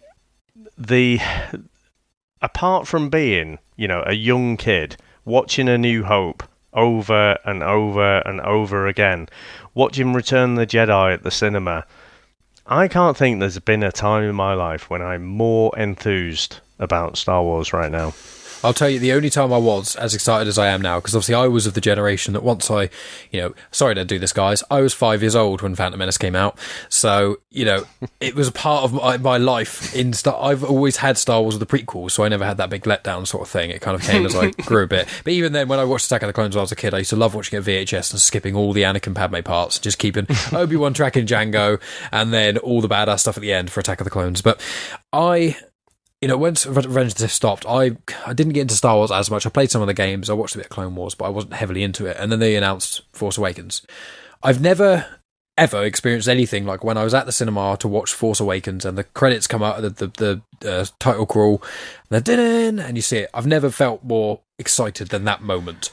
But, although I love Force Awakens, and because of the weirdness of Last Jedi, Solo, and Rise of Skywalker and stuff, although they're good in their own right, my own enthusiasm for Star Wars has dwindled a bit, and it's been reinvigorated by doing the podcast, looking at the comics and the books and things, because the books, some of the stories, especially the ones that Claudia Gray's written, some of the books are so well done that I'm like, well, this is just how, Star Wars, there's going to be the odd series like Mando, which is cool, but it's just going to, for me, really going to be the books and the comics, because the Darth Vader second run of comics, I still stand by, is one of the best Star Wars stories, but I was like, that's what I'm going to get my Star Wars excitement for now, and that's the High Republic stuff, and I've been excited for those books, but I kind of, even Mandalorian Series 1, I thought was really, really, really good. I thought it was brilliant, but it didn't ignite me in the same way that Series 2 has, because I was like, this is a really cool show, 7 or 8 out of 10, solid, but it didn't get me, like, there weren't really that many holy shit moments in the first series. In this series, I think in episode 1, they had almost every episode, they've had some degree of either plot or action scene that's fucking amazing. And I just think that with that, mixed with the Boba Fett series, and then all these other tie-in series, and the other series that aren't tie-ins, like the Kenobi series, like the Bad Batch, which is going to be a sequel series to Clone Wars, all these different bits and pieces, there's so much now. I am, as you say, I'm so excited, because they seem to be really up in their game, and I'm now getting to be in a more of a community of Star Wars fans that before the Mandalorian stuff, it was basically just moviegoers. Some people have seen the series, and then you'd have to really be a super fan to read all the books and all the comics and blah, blah, blah, because some of the books and comics are a bit inconsistent anyway. But you have to really be that super fan, and there's not that many people. And this is reinvigorating the middle ground Star Wars lover, where you don't have to read a billion books and read a billion comics to still enjoy the content, because the films aren't working for you anymore. Well, we've now got other means. Let me tell you this. So, two things I wanted to mention before we sort of wrap up, though, is my dad texted me the other day and says, I've upgraded my phone and I've been given 6 months of Disney Plus. What shall I watch? So I give him the usual recommendations, and I said, I used to watch Star Wars as a kid. You've watched the original. I said, give The Mandalorian episode 1 and 2 a go. Just give them a go and see what you think. He's watched it all. Nice. And you say, like, it's an introduction, and he was like, my dad said, like, oh, there's a couple of bits I don't understand, so I'll ask about it over Christmas. I'm like, I'll direct you to my mate Mike. Send the questions to me. Yeah. I don't think he's going to get deep into questions. I don't think there's going to be any real questions about this Force thing. It's going to be more about, like, more high level. But that's where you're right. This thing is going to get into a place where it's introductory. Some kid is going to come across this on Disney Plus, and that's going to be their entry point. And that is exciting for me, because and I think this is a lesson that Disney has learnt, is, you can bang stuff out, and you can have quantity, but if you don't have quality, like, let's be honest, that Star Wars sequel isn't quality overall. I know we can argue it out, and we have done, but I think they've learnt that lesson. I think they looked at, like, say, Rise of Skywalker versus Endgame and went, okay, when people give a shit about this, it pays back massive dividends. And I think so. I'm completely comfortable that everything that's coming is going to go through a massive quality filter and isn't going to be shit. There's nothing that's going to come out and you're going to go, yeah, they really didn't bother with this one, did they? I think it's going to be all quality. I may not like it all, because it may not all be for me, but that's fine. Do you know what I mean? Like, I can watch it and go, yeah, that's not really for me. They're doing the manga one, aren't they? Visions. Yeah. And I'm like, yeah, I'll try it. May not be for me, but you know what? For someone, that's going to be their jam. And that's awesome. Well, and I want to add on that just one slight thing is that I think what they're doing in Mandalorian is what the sequels failed at miserably. Is first of all, clear with Mandalorian, they've had a plan from the start to finish. They haven't been doing it per episode like they did with the sequel trilogy. And also what the sequel trilogy did, although I like a lot of the lore they added and stuff, and I even like what they did with Luke Skywalker, they looked at Legends and went, nah, let's not do that. Let's do something completely different. And then what they did is they didn't do something good enough to satisfy fans who didn't care about Legends, and they pissed off everyone who likes Legends, and it made and people have their own headcanon, you know, and so what they've done with Mandalorian, they've gone, okay, let's pick out some cool bits from Legends, just a crate dragon, a little bit here, a little bit there, just some dark troopers, stuff that's already established, and fans that have been our fans for even 40 years and things, and have read the extended material and stuff. We'll give them stuff that shows we care. We've read the source material. We've read the stuff that you guys have survived on with Star Wars before even the prequels came out. We understand that. And we're adding to it rather than ignoring it and replacing it with something worse or maybe something that doesn't quite fit. Yeah. And that's what the sequels did. And I think that's the opposite of Mandalorian. They're taking not all the best bits necessarily, but a lot of the best parts from Legends, and they're interpreting it and almost translating it through a modern filter. Yeah. And that's what they're going to do with Thrawn. Oh, I think so. I honestly think you're right. I think that the benefit they have is the story group that care. People care. Jon Favreau, Dave Filoni, and Kevin Feige, clearly, they all give a shit about this, and so you are going to get some awesome stuff. I mean, the one thing I would say, the final thing I would say is that the thing I find funny, and it does make me chuckle, is like you've got HBO Max owned by Warner Brothers, and they're like, we're going to do all this stuff, so you're going to get the Snyder Cut, which is a redoing of something from 4 years ago, which personally I don't really care about, but then we're going to do all this other stuff, and you go, oh, okay, I'm going to be interested. I might get it. It's probably going to come through whatever it does, Now TV or whatever over here. Mm-hmm.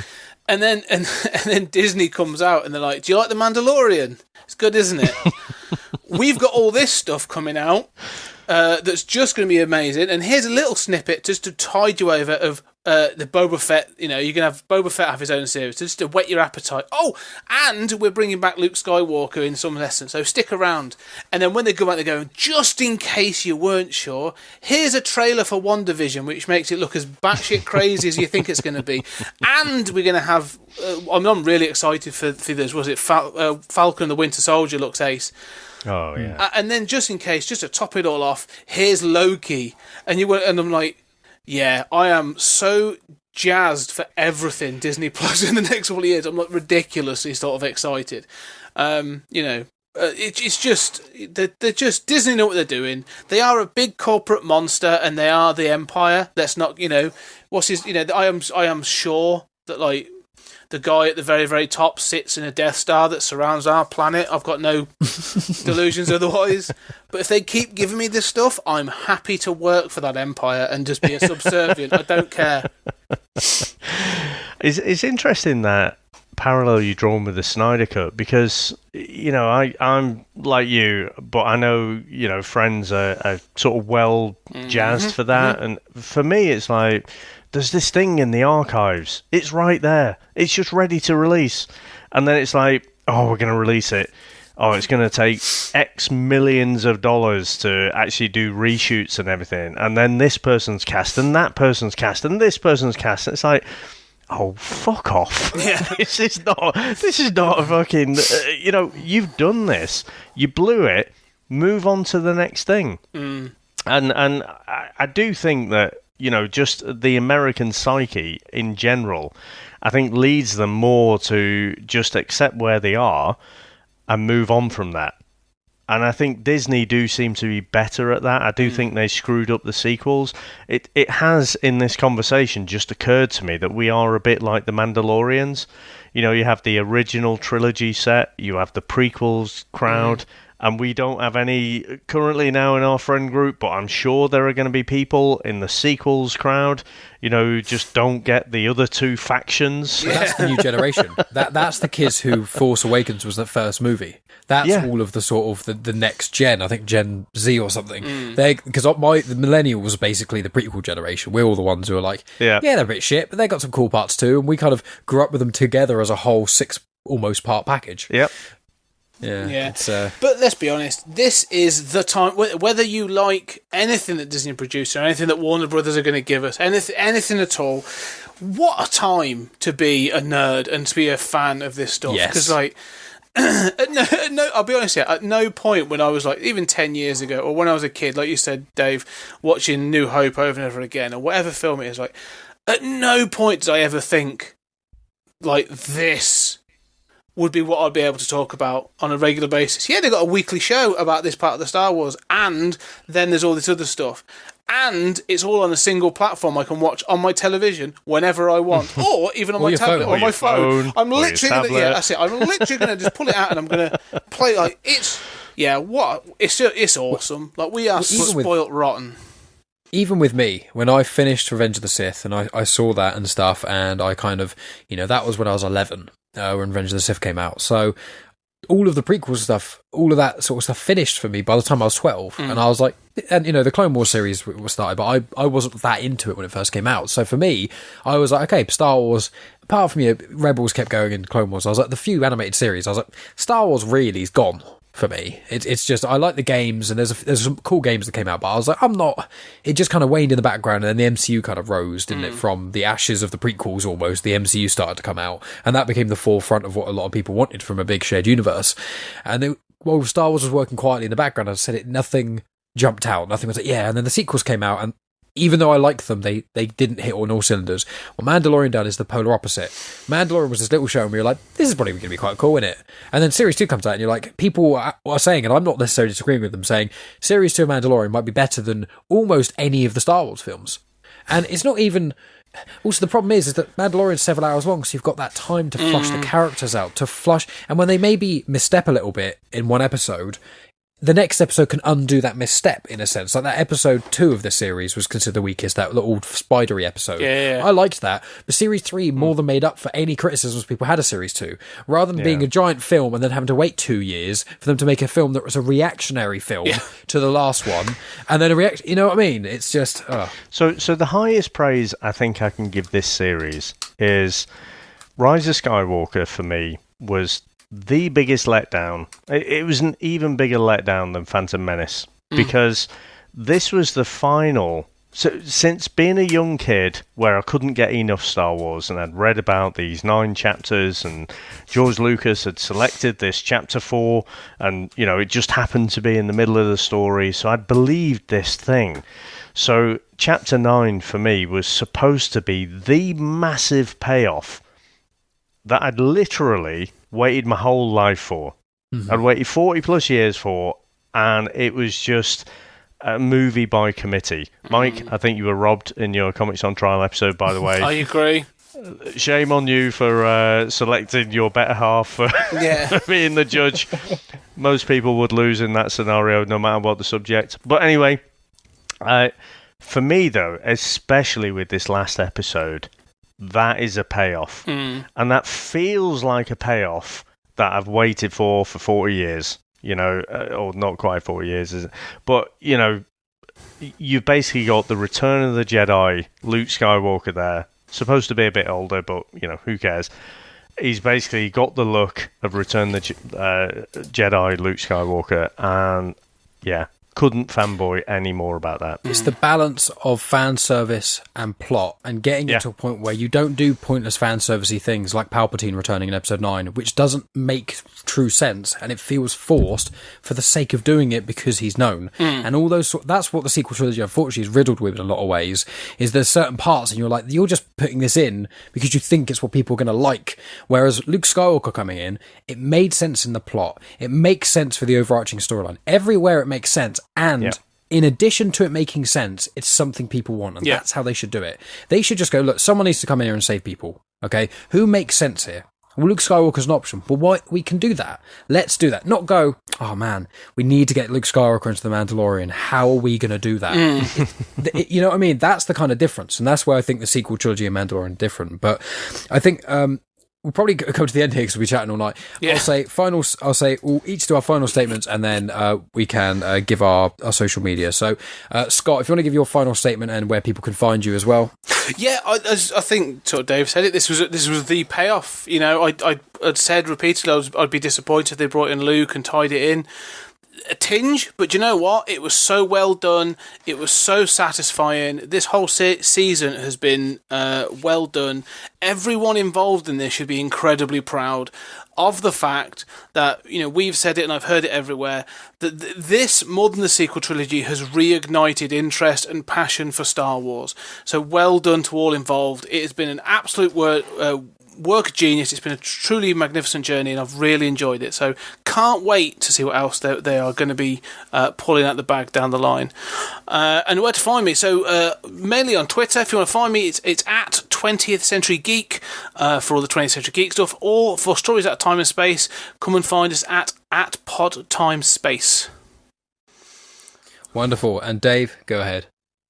Yeah, so again, I can't gush about this series anymore. I think the sequels, what they did was to try and, especially after Last Jedi Episode 8, they tried to play it safe and tried to pander to all the negative criticism.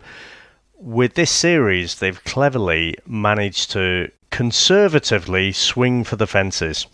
They've absolutely knocked it out of the park. I don't think I've ever seen a reaction like this to anything. Even Avengers Endgame, which has been huge, in the last few years. I thought that was amazing, but the circles that we operate in are very geeky, aren't they? So we're fully immersed into it, and the negative criticism I saw for that was, well, you have to have watched the other movies. To which I say, well, yeah, of course you have to watch the other movies. It's part of the bloody story. But anyway, that was negative criticism to that movie. I've not seen anything to this. I've seen it from the old fans, from the new fans, from all the factions of the Star Wars fandom, and I just couldn't be happier as one of those OG fans, going back to the late 70s, early 80s.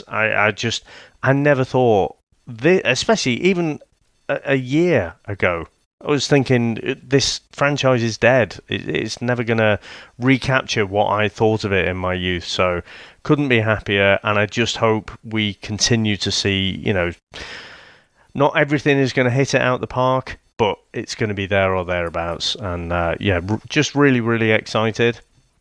In terms of where you can catch me, so you can catch me on, obviously, Comics in Motion. We do TV and movie reviews, release every Thursday. You can get me on the VHS Strikes Back as well. That releases every Wednesday. Let's think about that. And, guys, I'm sure next year we'll be experimenting a bit more with all these new series that come out across Marvel, across Star Wars. We'll probably do a few more of these little special series just because it's just pure passion. Mm-hmm. It's just, we don't... there's not much to be happy about this at the end of 2020, is there? So, we have to indulge a bit in our geekdom.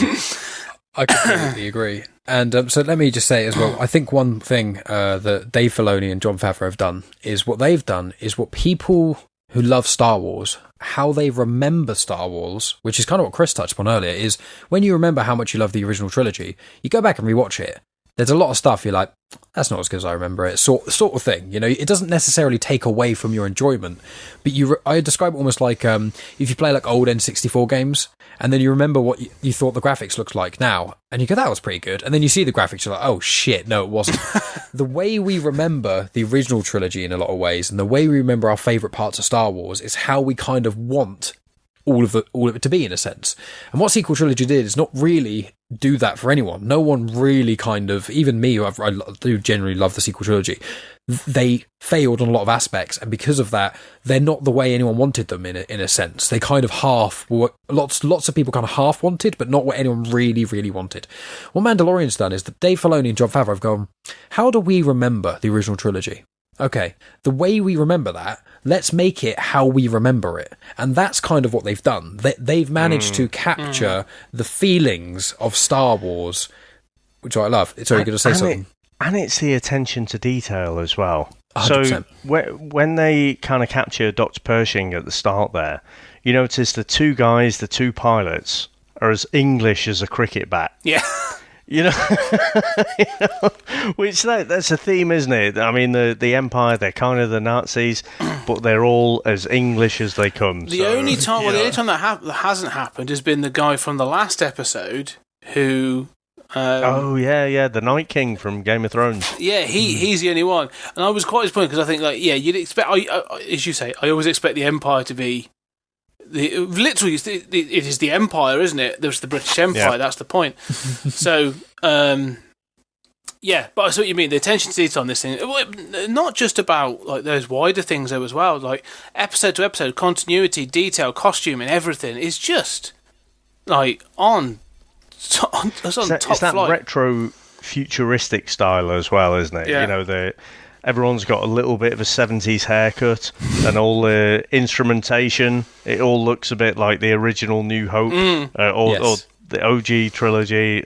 Just and the so era. Good. The eras of the original trilogy era, it's only 5 years after. And I just want to say to anyone listening to this, watch Star Wars Rebels, watch the original trilogy, and then watch this, and you'll be in for a hell of a ride, because Star Wars Rebels, I'd say, hits things in ways that Clone Wars missed. I love the Clone Wars series, but the Rebels series, for people who love the original trilogy, give it a go. Some people don't like the animation as much because it is a bit different, but after the second episode, you'll be passing through it and things. So I'm excited for Star Wars. I think the future's going to be bright. I'm so excited to see what we've got for the next year, and we're all just so passionate about it. It was nice to have, from how this all started last year, of us all having different opinions on the prequels, originals, sequels. It's now come to a point where we're all different Star Wars fans, and we all love The Mandalorian. So I just want to say thank you from last year, and being able to get me to do the Star Wars Comics in Canon podcast. It's been a delight. Thank you for coming on this show, and also you guys hosting it as well when I've been unavailable and things. I've been really, really appreciative of that. And it's amazing. It's so much fun, the sense of community The Mandalorian has brought back to Star Wars fans, for any type of fans, and we're just all so excited for the future. So thank you to both of you. I really appreciate it. My name is Mike Burton. You can find me at Genuine Chit-Chat on social media, on Twitter, Instagram, and Facebook. I've got my show, Star Wars Comics in Canon, which episodes are out on Saturdays, but from this date, which we're recording on the 21st of December, there won't be any new Star Wars Comics in Canon episodes till 2021. So, sorry guys, having a bit of a break. But aside from that, everyone can catch me again on this very feed in 2021. But as I said, guys, just thank you so much for doing all this. It's been a great fun. Thank you.